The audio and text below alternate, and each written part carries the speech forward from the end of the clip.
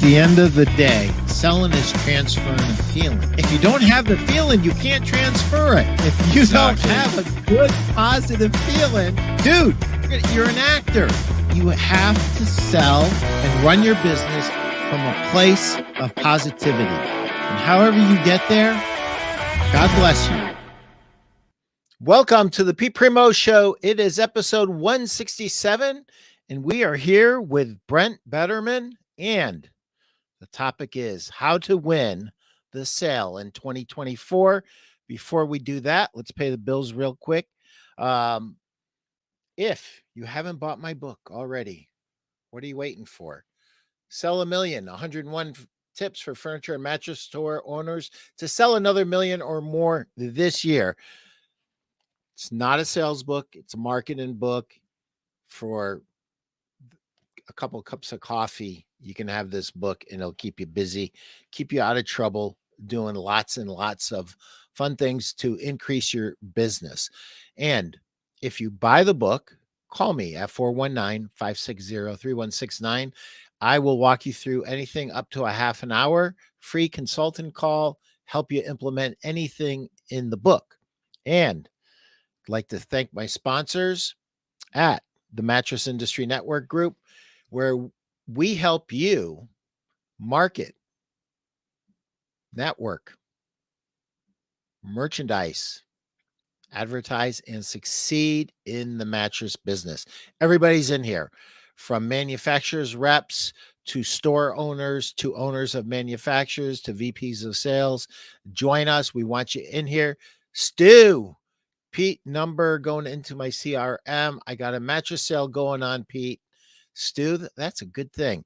And in addition to having Brent on the show, this show is unique because it is our probably one and only solar eclipse show. And I cannot see anything. If anyone has ever put on one of these glasses, you know right now I am looking at nothing but blackness. But I digress. Brent, welcome to the show, my friend. How are you doing? Thank you so much, Pete, for having me on the show. This is fantastic. I am so excited to have you on the show because I was talking to somebody that you know this morning. Okay, who's that? Justin Trumbo. Absolutely. He told me, you are an absolute legend at Mattress Firm. You traveled the entire country training people and staying, you had a tour bus like the Partridge Family or something. I know that's, you probably don't get that reference, but it was a sitcom. I do. So you had a bus, dude?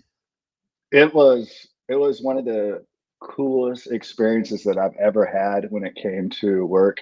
And for 4 summers, maybe it's 5, we had a tour bus, a little tour bus from a band, and we would travel across the country. A lot of times we'd start up in Seattle in the Northwest and go all the way down, around, up and around, and kind of end in New York. And we would do that for 4 summers, maybe 5 summers.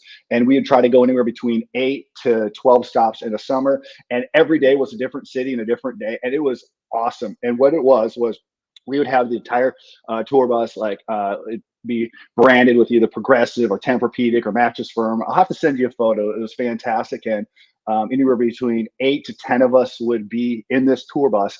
And every time we were in a different city, we'd have this Saturday morning sales experience. We would teach some stuff. We would have a couple different speakers. We'd have the CEO, the vice president, head of sales, whoever else sponsored it. And we just try to give some really good items for the sales team too. Words of encouragement, some sales tips on the sales floor, how to connect with the guest. And they would we'd have 2 buses. The first bus would get there at midnight, 1 in the morning, and they'd go into the store, take all the mattresses and put it into a delivery truck next to the store, empty the entire store, put a whole bunch of chairs in. Everyone from the market would come. So we'd have anywhere between 20 up to 100, 200, 500, I think was the largest amount of people that we had. And that was in New York.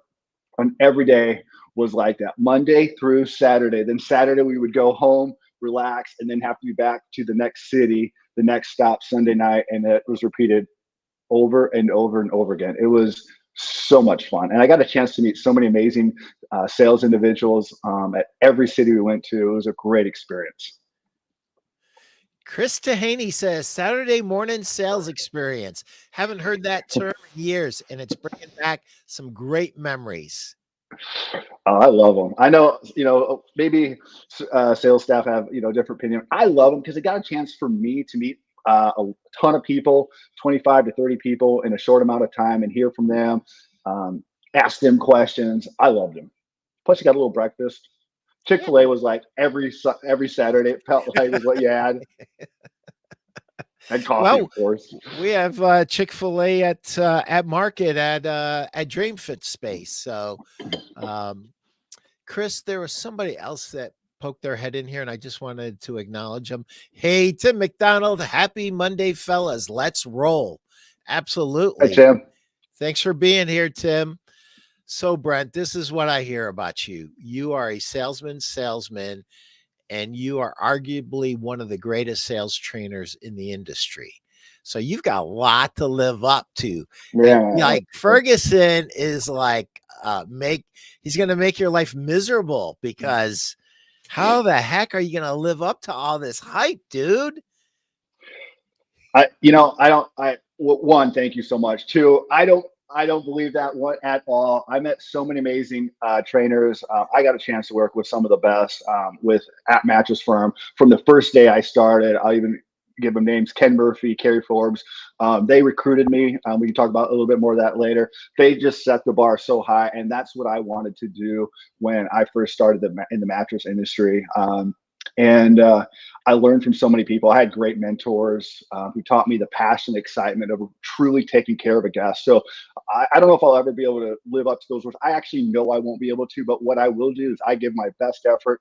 I'm going to make it the best experience I possibly can. And we're going to talk about how we can give the guest the best experience, because if we can do that consistently from the first moment the customer walks in the store, even if it's like a 9 o'clock on a holiday weekend, we will win at retail. And I think winning at retail is just making a friend before you try to make a sale.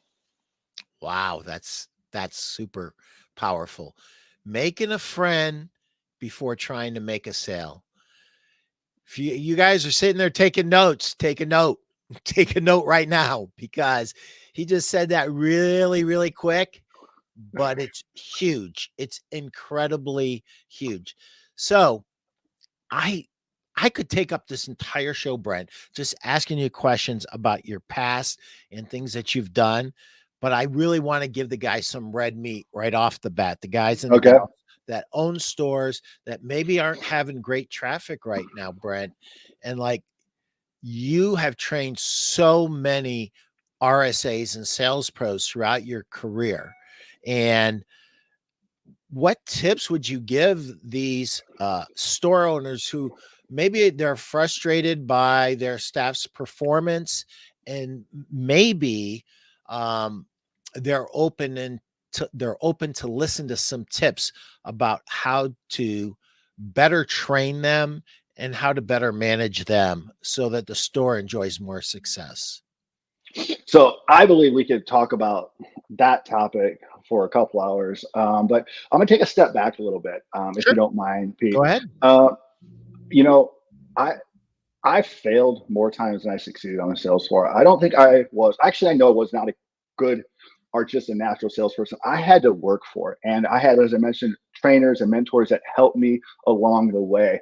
And I also had a chance, and the reason I mention this is because of important in this conversation, is I moved 7 different times with Mattress Firm in about 10 years. I was on the sales floor for about 6.5, 7 years, and in multiple cities.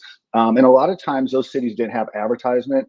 We were the 3rd or 4th stop, especially when I was in Columbus, Ohio. We hardly had any advertisement. I mean, they'll say we had a little. They probably told me at the time we had a lot, but we didn't have that much, and we were always a 3rd or 4th stop. So I had to use the tools that I had. And here's what I knew I could do. When the guest walked in the store, I was going to make them feel important. And I know this is easy. I'm going to tell you stuff that everybody knows, but maybe there's kind of a reminder. But this is what worked for me. When I was in those stores, I knew that I was only going to see one, two, maybe three customers at most. So what was I going to do? One, when they came to the store, I was going to smile and I was going to name exchange, and I was just going to become really good friends with them and really ask them good questions that really what was keeping them up at night. The second thing that I would do, and this is probably before I even got to this store, is I would start practicing. I'd get to the store 30 minutes beforehand. And I know this sounds cheesy, but it does. I would vacuum and I would practice my sales presentation because I would get them in that mindset because I knew that I only had one chance to make a first great impression. And when the guest comes in the store, I was going to do that. And I was going to be more friendly than anyone else that they saw that day. And I told them that. I was like, I'm here to take care of you. I'm going to give you the best experience possible.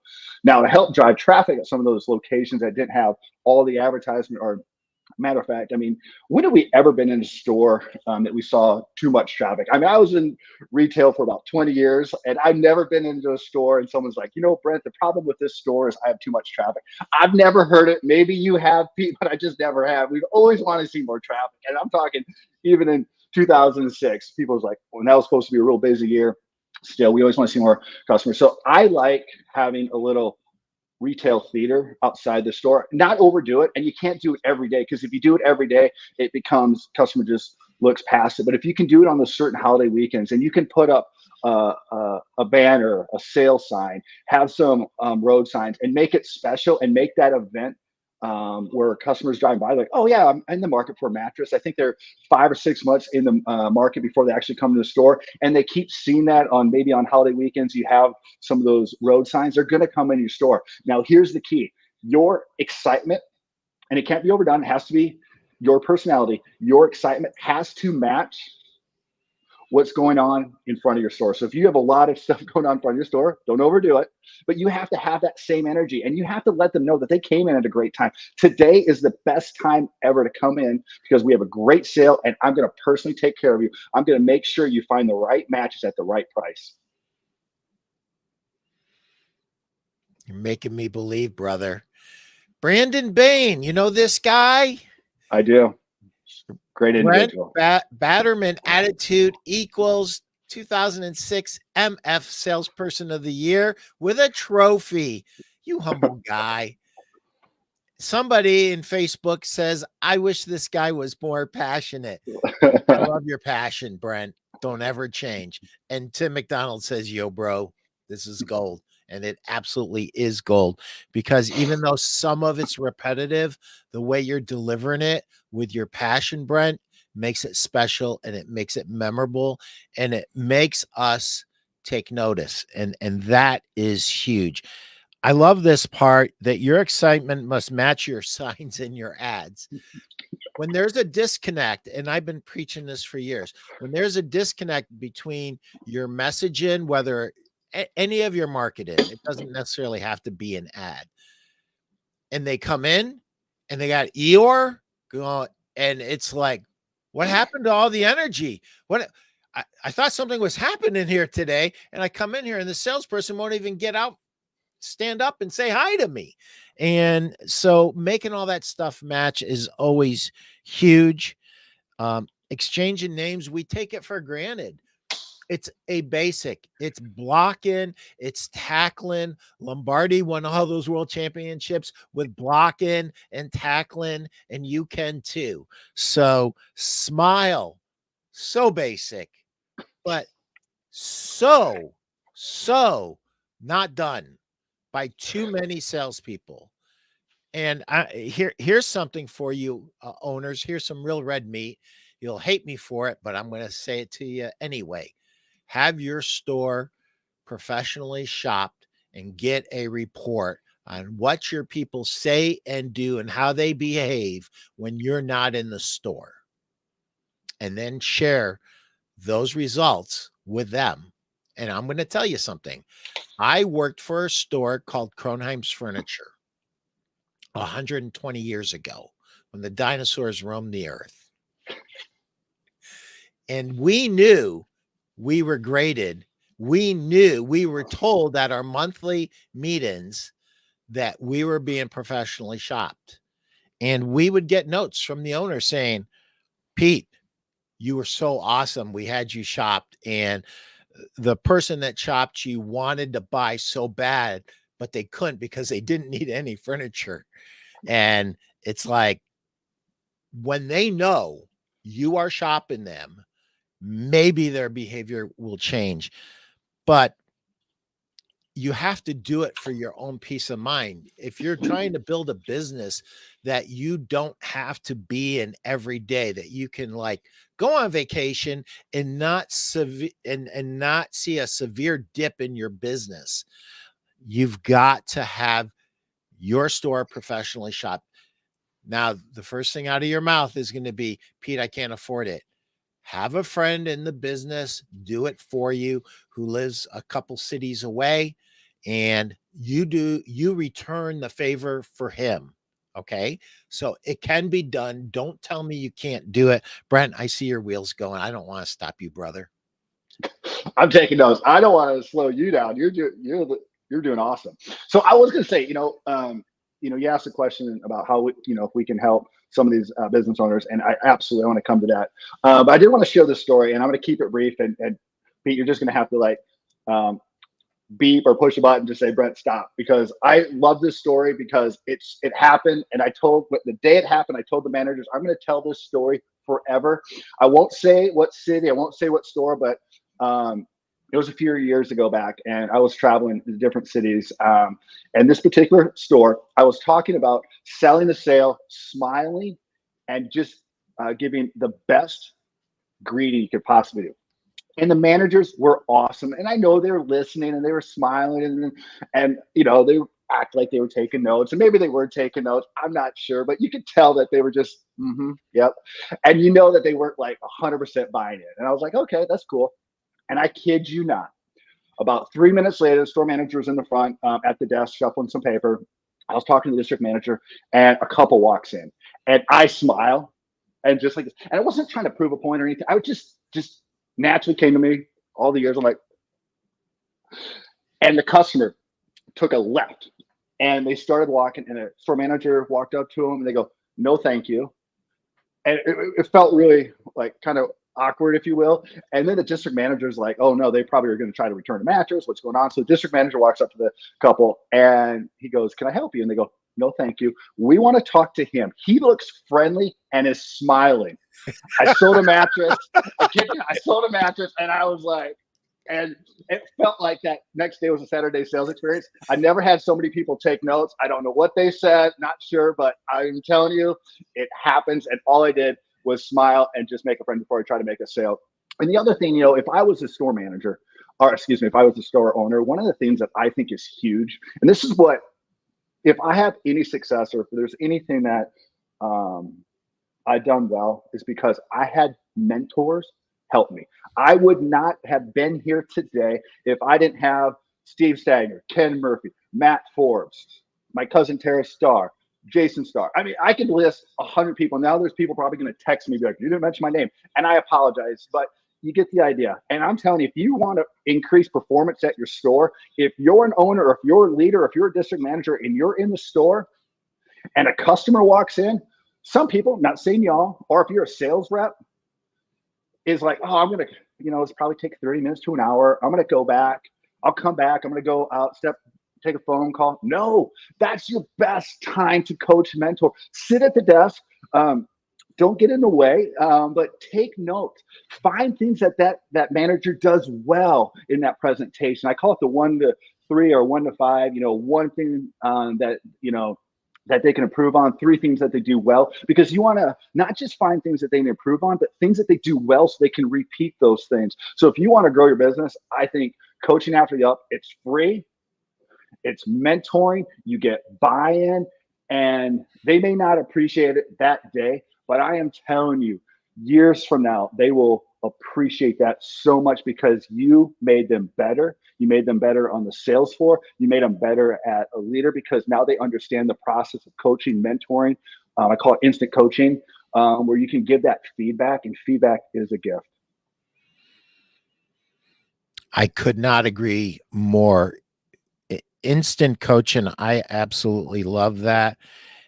And Brent, my story is the same as yours. it's different, but it's very similar. I would not be here if it wasn't for my mentors. My first mentor was my father-in-law, and I worked 5 days a week in a store. He was a sales rep, and then I would travel with him on my 2 days off, and I would go in a store. So I would learn how to be a rep while I was learning how to be a sales pro. And I was being exposed to a lot of different stores, and I was being exposed to a lot of different people. So, my network, like within my first year, was huge, and it just kept getting bigger and bigger. And I got a bunch of phone calls like, how did you know that this thing that happened before anybody else knew? And I'm like, I've been blessed my entire life with mentors, and I'm an eager beaver. You saw me smile when you get there 30 minutes early. Yeah. And you can't demand that of people, but the people that do that are the special people. Facebook user, you get priority. Make getting feedback part of your culture. Demand feedback and give it with LOVE, love. And there's two things that you should be getting from Brent right now. He loves people and he loves his business. And if you don't get that, you are blind and you are deaf, because this dude loves people and he loves our business. And our business is special in that we get to change people's lives for the better. We can make them a better mother, father, sister, brother, fireman, policeman, whatever they happen to do with their life. They can be better if they were not getting as good of a night's sleep as they should. And we can help them with a well-diagnosed sleep system, help them change their life for the better. There is nothing better in the world. That was my sumo kitty yelling. Brent is a stud. Yes, Justin. Yes, stop. Brent is a stud, and I love your passion, Brent. And Justin's 100% right. And I've got this image. I'm a male Ally McBeal. And so I've got this picture of the Partridge Family bus with all you mattress guys piled into it and coming out and like taking over a city. And like, sometimes what our salespeople need the most, Brent, is they need the intangible. They need the conviction. They need the passion. They need our energy, and they need our goodwill for them. When they feel like, hell, this guy really cares. He cares about me. He wants me to win. He wants me to be successful. He's coaching me because he cares. When we get there and we get this part right, the other stuff takes care of itself. Oh, 100%. I mean, there's so many things that we could talk about in that. I mean, it goes back, take care of the customer, they're going to take care of you. If you're a manager or leader, take care of your sales team. Teach them how to make a living on the sales floor. And another thing that I like, and this is, owners can decide if they want to do this or not, but when I was a district manager, once a month, the first Wednesday of every month, I would put all three of my area managers, we'd be all in the same car, and I called it windshield time. And we would discuss the business, how we were going to coach and get the next store visit, the associate, get them excited about what they did. And we would have that collaboration, that team effort on 4 individuals, focusing on that one individual to help them wherever they were in their career. Sometimes we would focus on people that just started. Sometimes we would focus on people that have been there for a while. But once a month, we would have windshield time. And I think that was one of the best things I could do, because we would get a chance to discuss. And I didn't even actually talk that much, believe it or not, in the store visit. Now, if some of my previous area managers listening, they'll probably send a few notes and say, I talk more than he's saying. But I actually tried not to talk. So when I went into the store visit, my area managers would coach and give feedback on how the store looked. If that associate was taking care of a customer, they gave feedback. And then my job, I thought, was really to give feedback to their feedback. And how was it? Were they still able to give one strong affirmation 2, 3 strong affirmations with maybe one thing that, they could help them improve upon next time. And that's what I did for multiple years. And I believe that was secret sauce, if you will, and really helping my team grow. Yeah, I've heard that 1-to-1, but the 3-to-1 ratio, I really buy into that. Much more powerful. So if I have a store owner who says, Pete, ask Brent this question.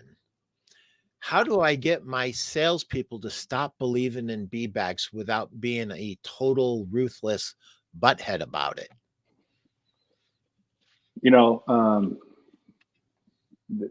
data doesn't show a lot of B-backs that actually come back. I know I did when I was on the sales floor. I believed in the B-back bus. I mean, bus is still driving around there somewhere, right? And I believe this, and this, there's going to be people that disagree with this, and that's okay. I believe if you want to sell a lot of great books, talk about closing, because it is important. But if you want to sell a lot of mattresses, it's about that first impression. That person walks into the store, making them feel like they came at the right time, the right place, and you were going to take care of them. And it goes back to make a friend before you try to make a sale, use the name exchange. And if you can consistently do that, I know I've talked about, but I believe it's that important. If you just make the guests feel like they're important, you're going to win more than you lose. Now, I believe that they say the sales won or lost in the first 2 minutes, maybe it's the first 3 minutes, but if we can get them to buy into, we're going to take care of them, we're going to give them the best price possible, we're going to mention the sale, we're going to talk about all the great financing options, that this is the right place, and we make them a priority, we are going to win more sales than not. And I don't have a percentage, but I just believe that in my heart. I experience it. I've seen other people do it. Awesome. And so do you have any prescriptions to help them with this be-back belief? Because this is what I believe. I believe that when we start believing in be-backs too much as a sales pro at retail, I believe that we start to hold back, and we don't go all the way in. We don't push all our chips to the center. And when you don't believe in be-backs, you push all your chips to the center and you give them the absolute best effort that you possibly can give them, because in your mind, they're not coming back. So I need to do everything I can to help them make a decision now, or at least get closer. And that is after we establish that rapport. And I think the rapport piece of it has to be genuine. I really believe that if you're in sales and you don't like people, you're in the wrong business. Like do me a favor, get out. Because for 43 years, I've been trying to coach people like you. And if you really fundamentally don't like people, you're not going to be successful. If you really love people, I can teach you all the technical stuff. That's easy. If your heart is right and your attitude's right, I can get you there. So I heard something about be-backs, and I think it came from a district manager. Heck, Brent, it might have been you. I don't know. Hey, Tim McDonald says, this is 100% true. You'll win or lose a sale in the first 2 minutes. The be-back bus has a blown motor, by the way. It's true. It does.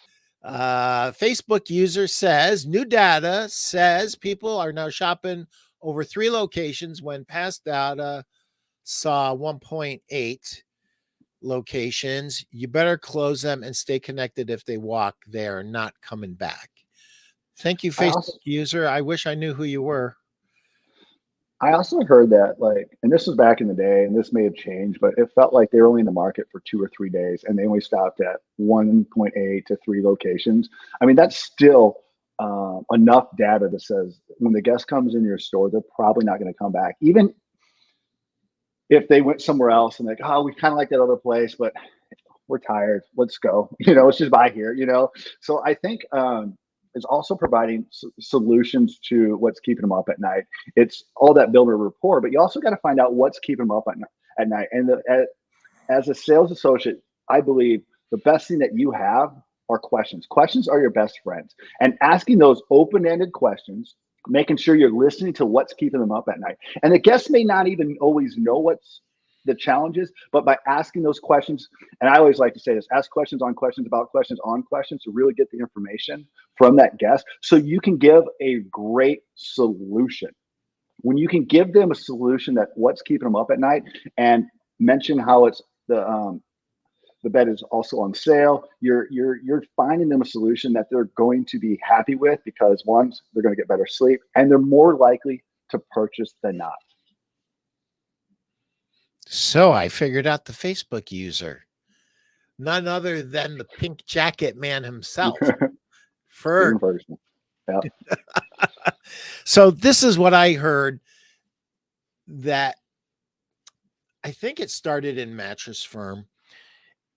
You start with a jar and you say to the salesperson, every time that someone says they're going to be back, you can put a penny in that jar.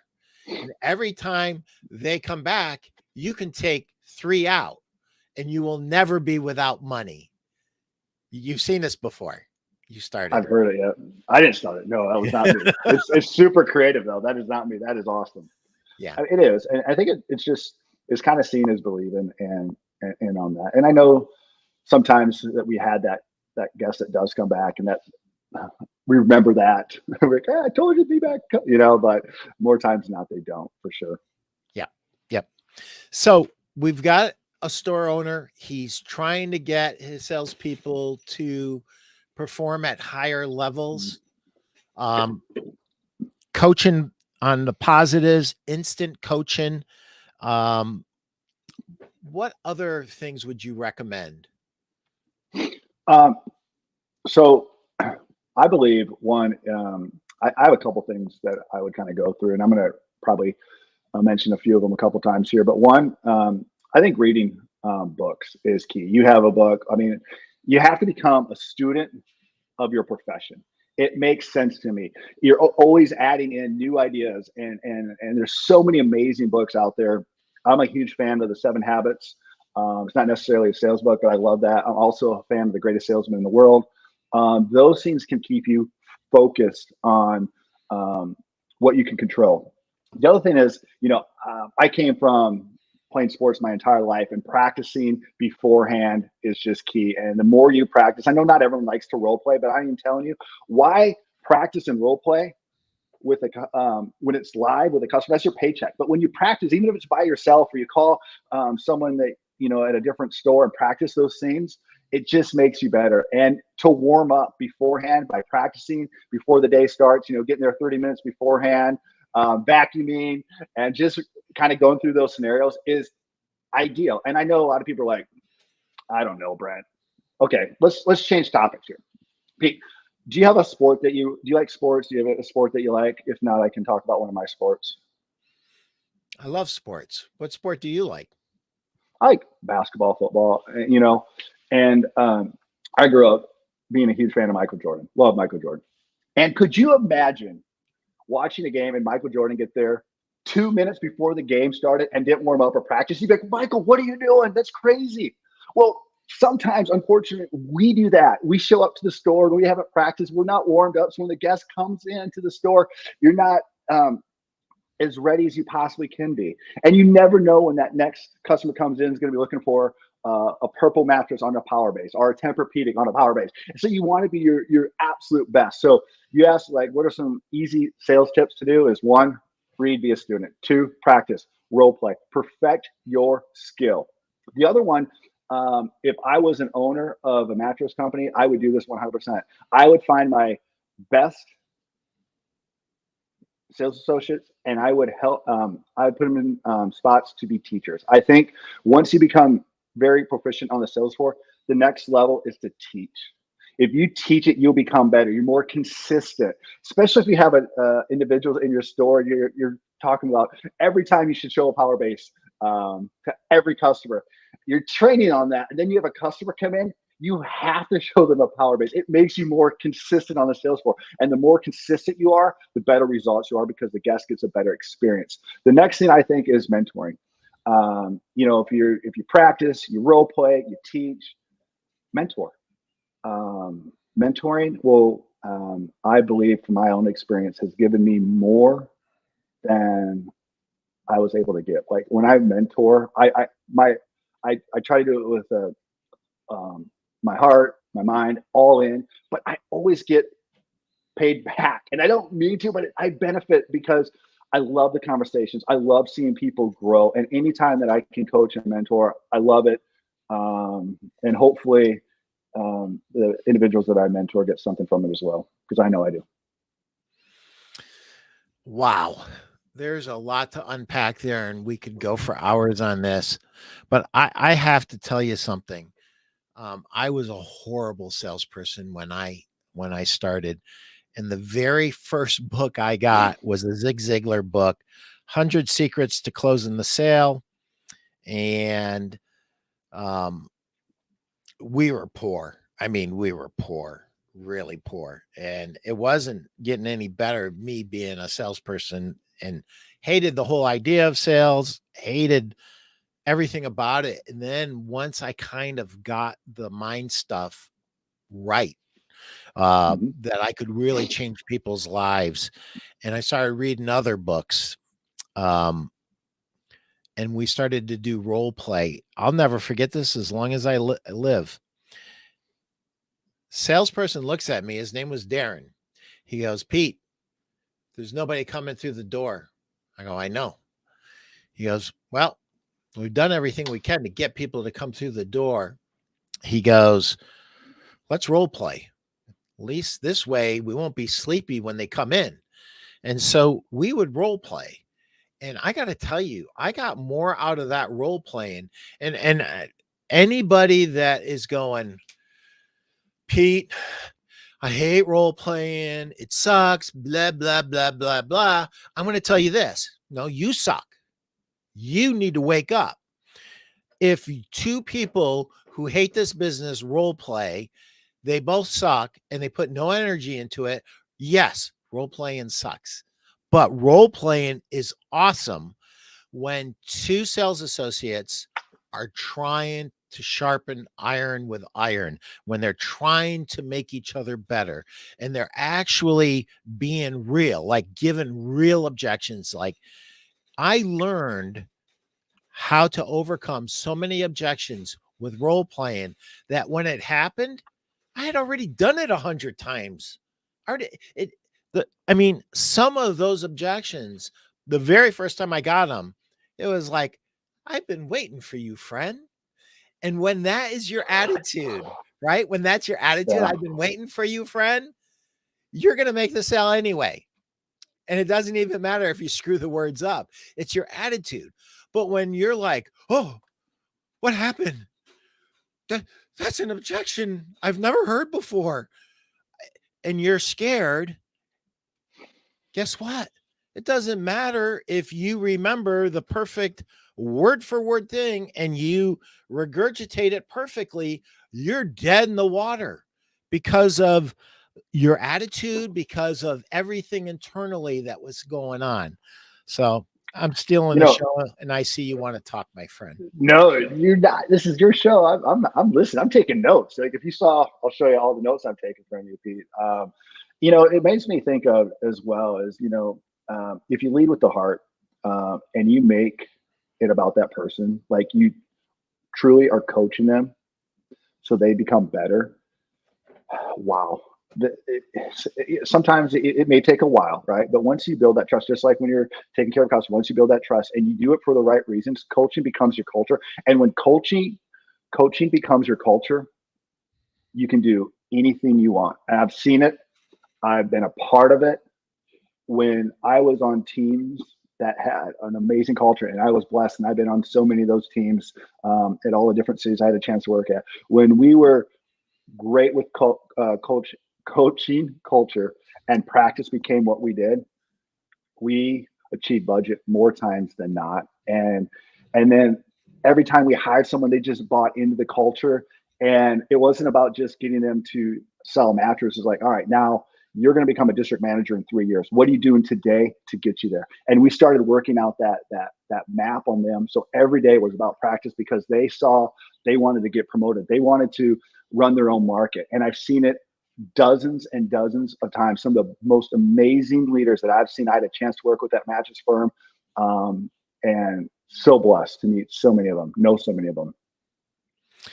So I couldn't agree with that more. On Black Friday, I was in Paducah, Kentucky, and I was working at Happy Z's. And there were a few times that I got to take a few ups and made a few sales with some help, because I didn't even know how to actually write up a sale at their store. But the thing that amazed me, and this is at Happy Z's in Paducah, Kentucky, anybody that hasn't been there, if you are serious about the mattress business, you need to make a field trip. Call Scott Vaughn ahead of time, and you need to make a field trip.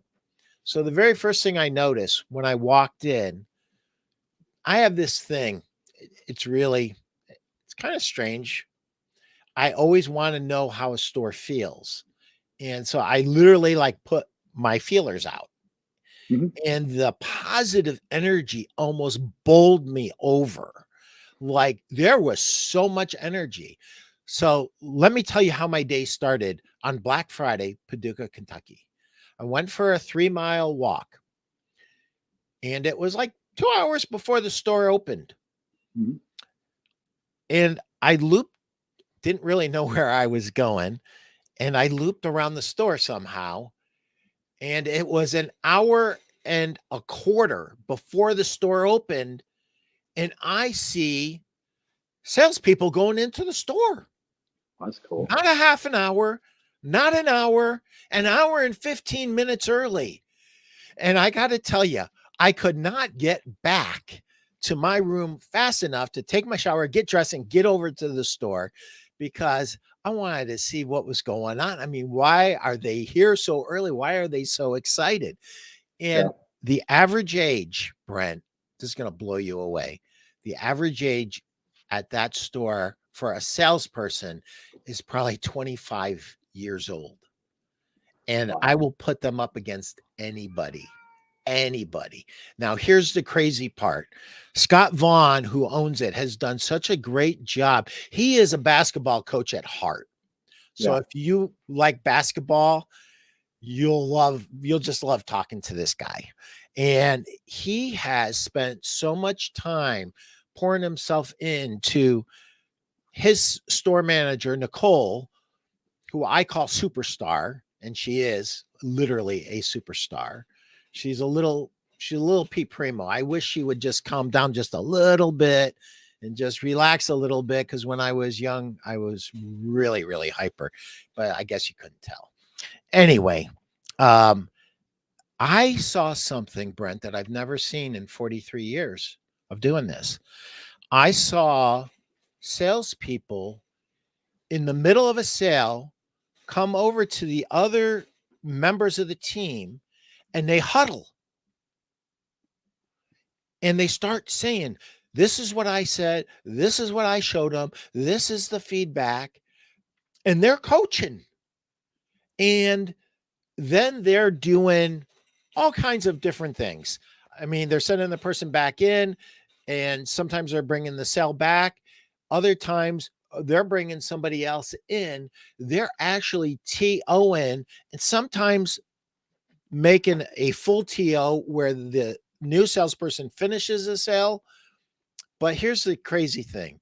They're all on commission, and they all do it for free to help the other teammate.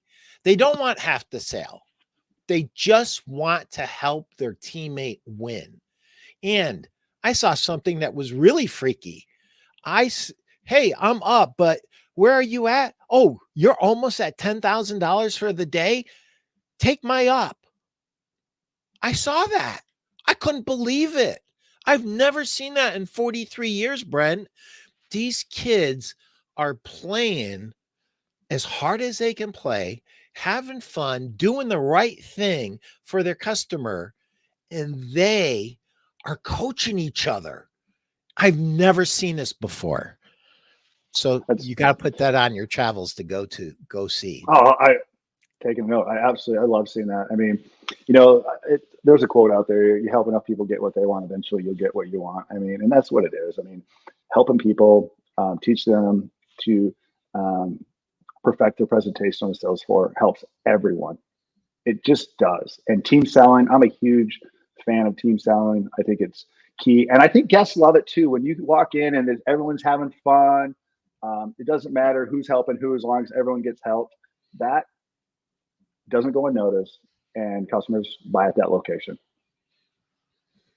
So we could do this for another 2 or 3 hours, but they're going to pull the plug on us in 13 minutes, dude. And I have had so much fun. Stephen Ferguson, the man in the pink coat, the man, the myth, the legend, the second best trainer. I saw that quote, Brent. I know you saw that quote. Stephen said, I consider myself the best trainer until Brent walks in the room. That's a great quote. I love that. So his question is, and it's a really good question, how do you make it part of your culture? I think it starts from the top, and that's part one.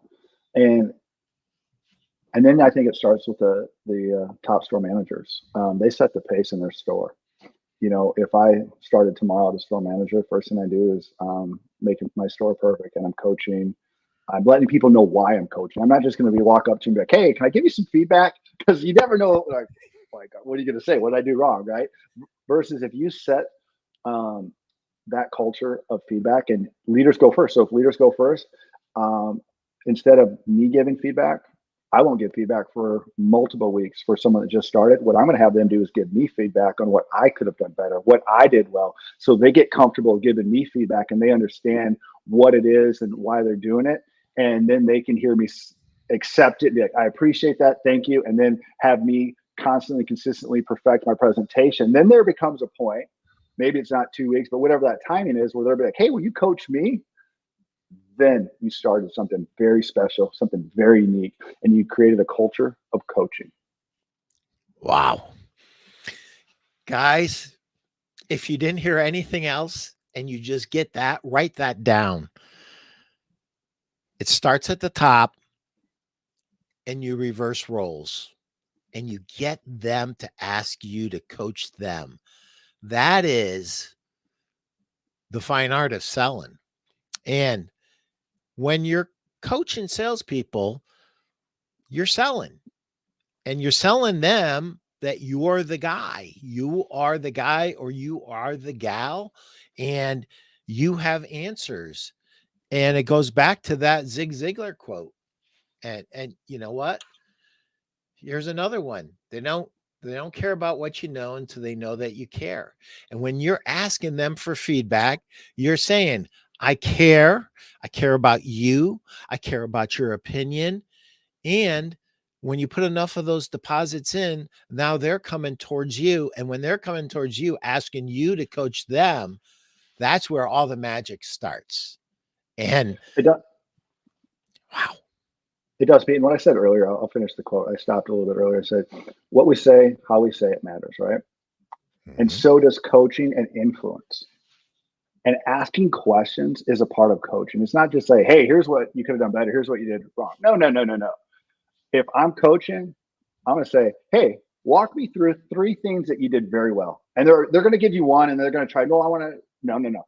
Give me 3 things you did very well, because I want to establish what you're doing well, and I want us to repeat those. All right. Once they give you those 3 things, then you go into, all right, what's one thing you wish you'd have done differently if the guest was back in the store? And this goes for if they purchase or do not purchase. You should be coaching both. And coaching is asking questions and asking open-ended questions.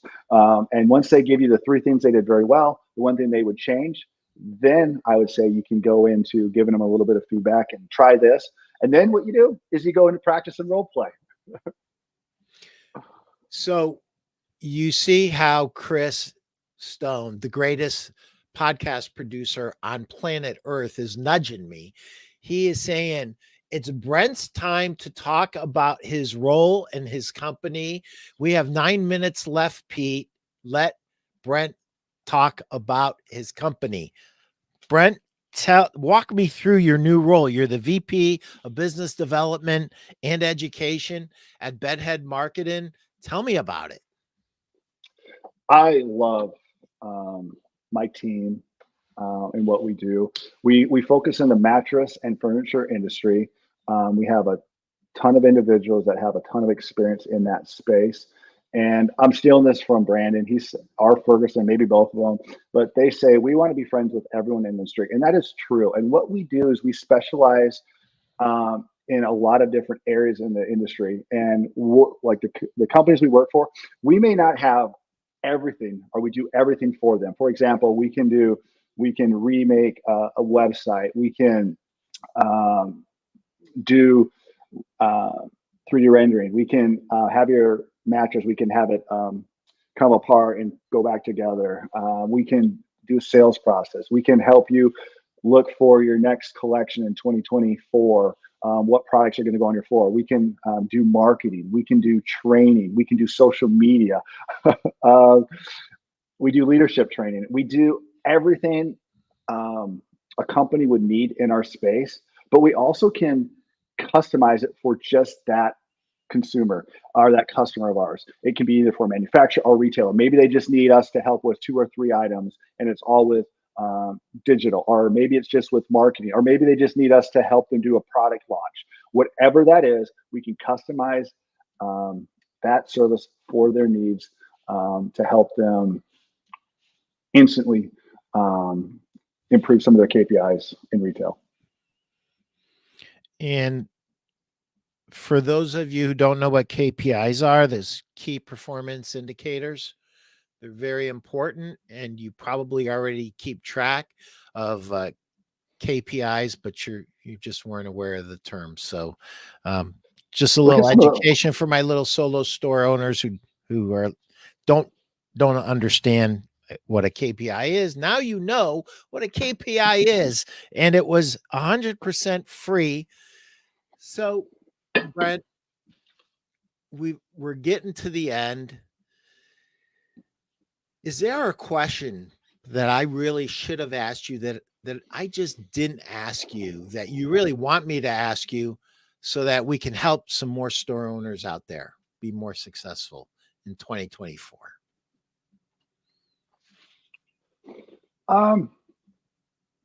It's a great question. I think probably if you would ask me one question, like how did I get maybe if I've ever had success, it was if you'd asked me, Brent, like what's the one thing or one reason if you've had any success in this industry, what was it and why was that? I would say, and I might have kind of hinted to it, but it's coaching, mentoring, and the amount of people that put time and energy in me to allow me to succeed is something I'll always be grateful for. And I owe so much to so many people, and I appreciate them. So I guess me telling people thank you, I'm grateful, and I'm now where I want to give back and do that stuff for as many people as long as I possibly can would probably be what my focus is going into 2024 and 2025. And I'm going to do that on the Bedhead team, and that'd probably be it. I wish I had asked you that question, but I saw it on full display for the entire time that we've talked. Your passion, your energy, your depth of knowledge, none of this is an accident. This is on purpose. You care deeply. That I get. I didn't know you before the show. Now I feel like I really understand like who you are. You are somebody who's been committed to excellence for a long, long, long time. And it's obvious that you have thought deeper about these things than 90% of the people that I've had the pleasure of talking to. Anybody that caught the tail end of this, I'm going to tell you, go back, get a blank notebook, and just start writing it down, because it's all here, from how to greet a customer, how to approach your profession. It's all here. And you literally just got, in an hour, a playbook on how to coach retail sales pros into greatness. And if you work for yourself, I've got some bad news for you. You got to coach yourself. And you may not be that coachable. So you're going to have to go back through this, and you're going to have to put the hat on of a coach and the hat on of a sales pro who's learning his or her lessons. This was great, Brent. An absolute joy to get to know you better. I want to ask you one last question, though. Please. Is there anything in this industry that you were particularly proud of? Teams that you led, products that you developed, new ways of improving what happens between a salesperson and a customer? Is there one overwhelming success that you would want to share with us? I'm gonna cheat a little bit and give two. I think product launches was something that I absolutely enjoyed. This is going to be kind of part two of that. Be able to launch companies like IntelliBed Purple to market was really, really fun. Tempur-Pedic, all their collections, Stearns and Foster, Simmons. I mean, I had so much fun, and it just wasn't about launching the product. The way we did it was unique. We did something different. We launched a product from the manufacturing sales floor. Think about that, and we got a ton of that, and meeting so many great individuals. I know there's so many great people in the retail, but there's also so many, just as many people in the manufacturing.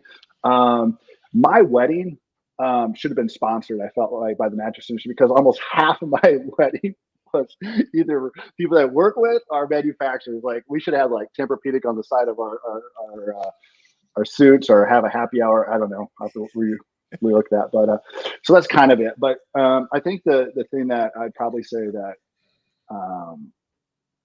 I was very blessed to be a part of a team, and the key word is team.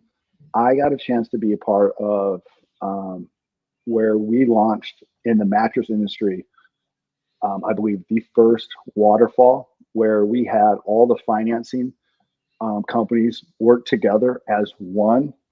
And we did it for the right reason. We did it to make it easier and more convenient for the guests, so they can get a better bed. That's why we did it. And to be a part of that team and to do something that no one thought was going to be possible. And some of you that are working today, just to let you know, I'm gonna sound like my dad now. This is embarrassing. You may want to edit this part out, but I'm like, back in my day, like, my dad had to walk to school uphill both ways. Like, it's gonna sound like that, but back in 20 years ago, 15 years ago, if a customer wanted to fill out financing, and it was just with like Wells Fargo or Synchrony, it took an hour, 40 minutes. You had to build in your presentation. You're like, hey, do you want to do financing? We'll get that paperwork started, and then you can decide what bed you want. Or it would be like, hey, I know you love that bed and you want to finance it. It's great. I'm going to have you go to Starbucks, bring your seat back. I'll take the $5 off the mattress, and it'll take about 30 minutes. Like, you built that in your presentation. And then if they wanted to do other financing, like Progressive, it would take 2 hours. I mean, it was crazy. So I was very blessed to be a part of a team that was able to take that process and put it into 5 minutes, and to work with all those individuals in that space and bring it to retail. We were allowed, we did something very unique, and it helped the guests get a better bed. And I love that.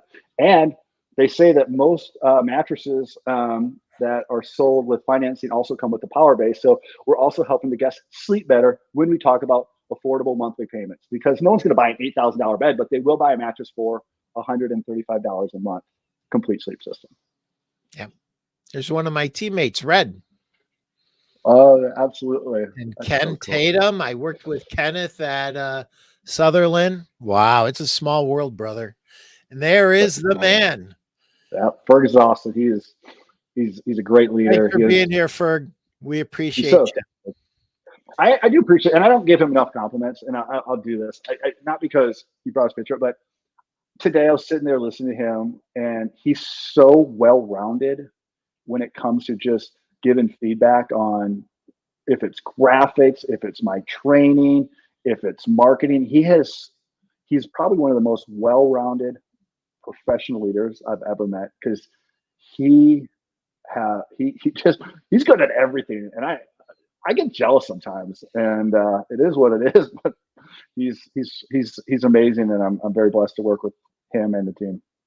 Steven says, love you guys. We love you too. And really quickly, you know what you have to do, Brent? You didn't do it. Get that phone out. Say hi to mom and dad. Oh I'm yeah, I on want the to do. Primeau show. I do. I want to get a selfie. This is so cool. So Hi, lucky mom to and be on dad. there. Let's do this. Say, Hi, mom and dad. Brent hey, is mom and on. dad. Brent is on the Pete Primeau show today. Love it. I love it. Take care, Appreciate letting me guys. do that. Sell a million. Thanks, Brent.